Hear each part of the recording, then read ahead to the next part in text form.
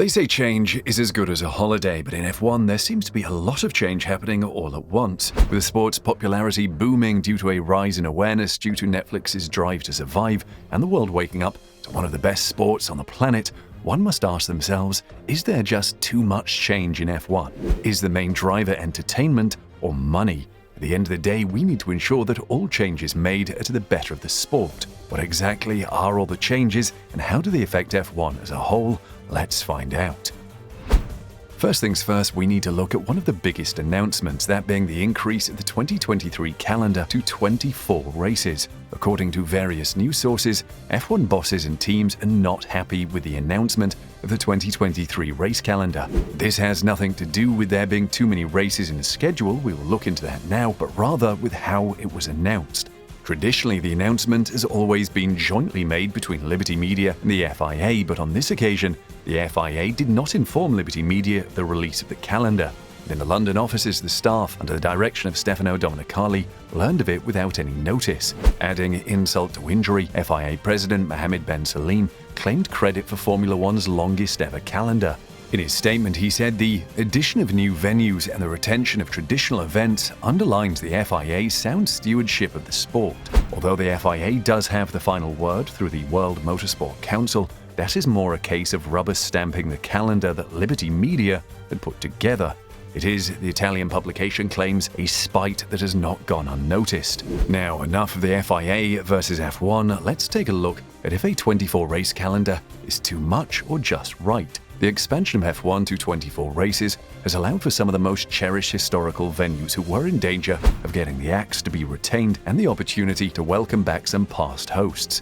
In the words of Stefano Domenicali, the CEO of Formula One, "We are excited to announce the 2023 calendar with 24 races around the world. Formula One has unprecedented demand to host races, and it is important we get the balance right for the entire sport. We are very pleased with the strong momentum Formula One continues to experience, and it is great news that we will be able to bring our passionate fans a mix of exciting new locations such as Las Vegas to the championship, with much-loved venues across Europe, Asia, and the Americas. The most important question when expanding the race schedule is to consider the F1 teams, the fans, and the drivers.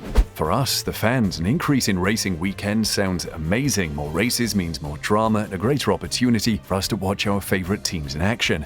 There does come a limit where too much is not a good thing though, as people may rather do something else on the weekends than watch F1. Only time will tell if people enjoy the increased expansion.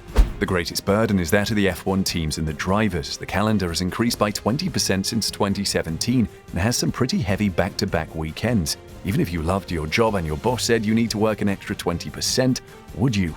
The drivers are normally last to be considered, as many of them are on massive contracts and are just expected to race. Driving an F1 car takes a toll on your body, with many drivers under a lot of G-force while racing. Could we be seeing an increase in injuries? With there being rumors of Domenicali wanting to increase the race schedule to 30 races, 24 may just be the beginning of the expansion. Speaking to Stefano, the Formula One chief executive has called for analysis into what has caused the top two teams to hold the advantage they have at present, and how soon the performance gaps can be closed up to make the sport more competitive again.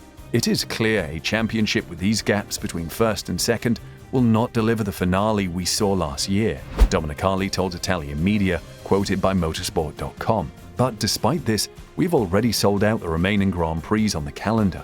I believe from a technical point of view, it is important to understand how quickly certain performance gaps can be closed, and this is one of the points on which the regulations were based. We also need to see how much the performance of the cars was influenced by the regulations and how much was down to reliability or management problem. It needs a good analysis to understand what caused a big gap between the leaders and the rest. Because if we look at the ranking as a whole, we see behind the leader there are tighter fights than in the past. I want to give a positive interpretation.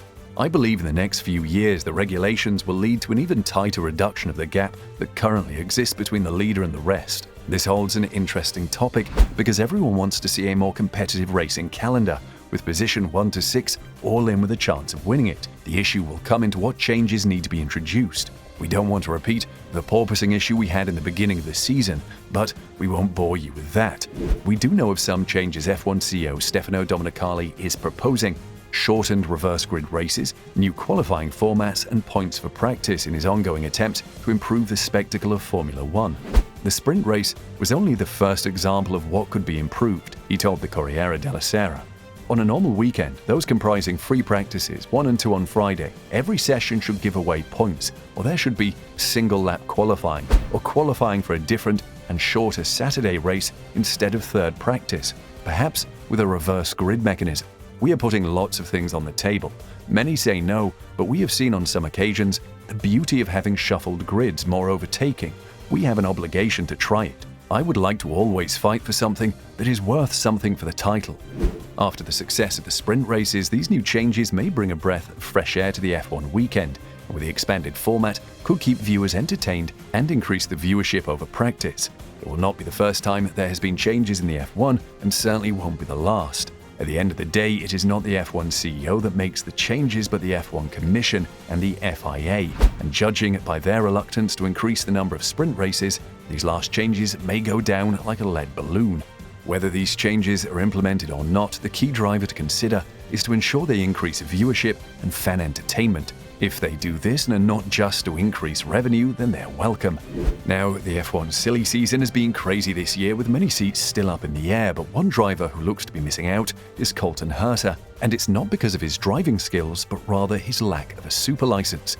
The real question is, do we need the super license in F1, or are we excluding very talented drivers by having a super license system in place?